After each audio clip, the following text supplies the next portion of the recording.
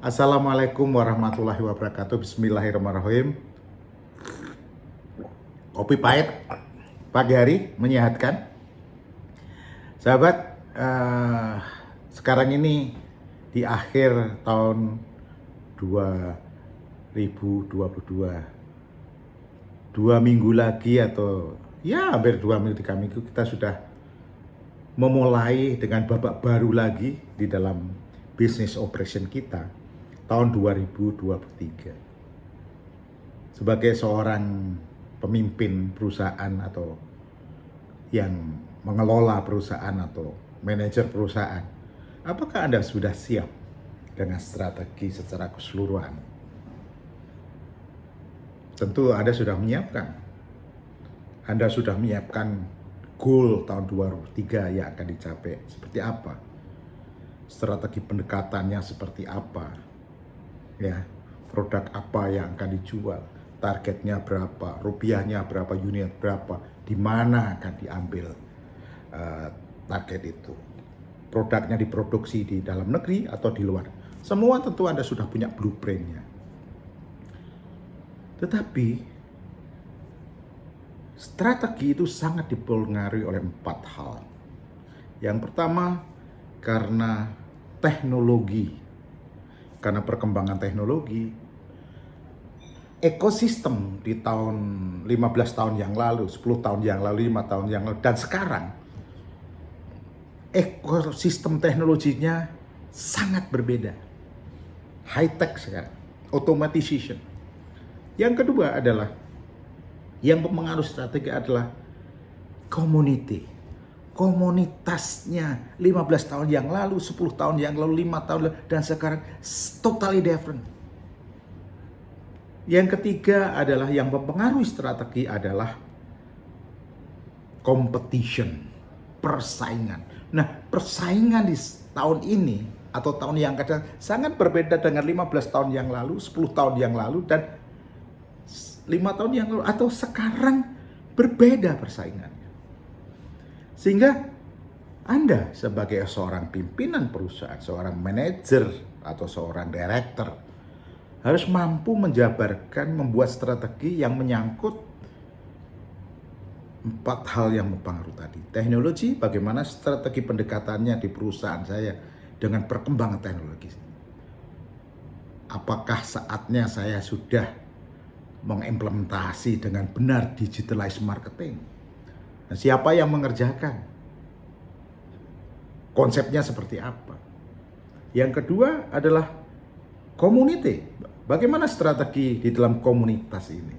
Bagaimana menemukan what the customer need? Apa kebutuhan-kebutuhan orang yang di dalam komunitas bisnis saya ini sehingga produk saya bisa diterima dengan baik. Yang ketiga adalah competition. Anda harus benchmark. Siapa yang menjadi 2-3 perusahaan yang menjadi istilah benchmark competition Anda, supaya Anda bisa mempersiapkan diri. Yang keempat adanya regulasi atau environment business. Itu sangat mempengaruhi bagaimana Anda menyiapkan strategi. Tapi dari semua ini, 70% strategi yang harus Anda utamakan adalah strategi memanage orang. Karena adanya teknologi perubahan, adanya komunitas, adanya persaingan dan regulasi, kita harus memanage orang, membangun orang dari nobody menjadi somebody. Dari yang biasa-biasa orang itu menjadi yang luar biasa. Apakah perusahaan Anda siap untuk memanage orang? Menempatkan orang yang benar di tempat yang benar sesuai dengan kemampuannya? Apakah sudah ada kemampuan untuk berkompetisi di lapangan dengan misalnya perusahaan-perusahaan yang menjadi target Anda ini? Sudah kuat belum? Kalau belum, apa yang dilakukan? Anda harus punya strategi bagaimana memanage orang. Harus ada people development program. Anda harus perkuat di dalam membangun sumber daya manusia. Karena 70% keberhasilan perusahaan Anda mungkin ditentukan oleh seberapa mampu tim Anda di dalam bekerja seberapa level kemampuan tim Anda sehingga bisa bersaing dengan kompetitor, bisa meladeni tarian yang kompetitor. Jadi wahai sahabat-sahabat, terutama yang di level-level keputusan, di top manajemen, di manajer yang ambil keputusan, persiapkanlah strategi yang terkait dengan 4 hal tadi yang mempengaruhi. Jadi kalau strategi memanage orang, di dalam strategi pengembangan orang harus mengacu kepada 4 hal yang mempengaruhi.